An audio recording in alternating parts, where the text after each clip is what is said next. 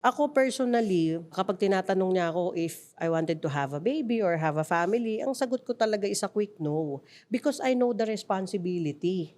'Di ba? So, Mhm. ang bigat, hindi naman mabigat ha. So, ang ibig ko ba sabihin is when you put out another human dito sa mundo, 'di ba?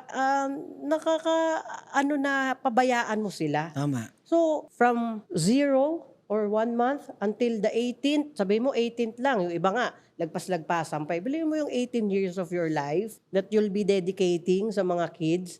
Hindi ba sobrang laki ng responsibility? At the same time, you have to be a dad. Mhm. You have to become a provider, di ba, as a mom. So, nakaka-inspire. Sobra.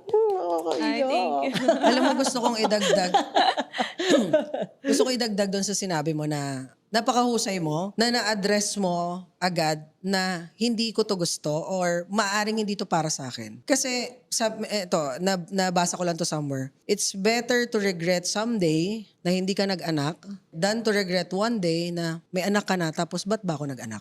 Tapos mapapabayaan lang.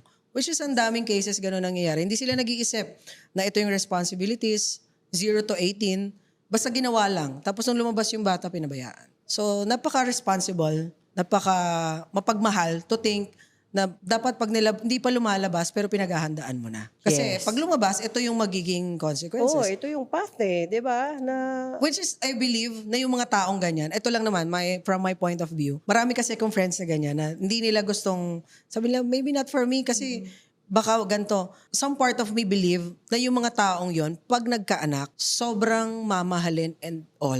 Kasi ganon sila ka-fragile, thinking na, maaalagaan ko ba? Kaya ko ba? Nandun na agad yung awareness.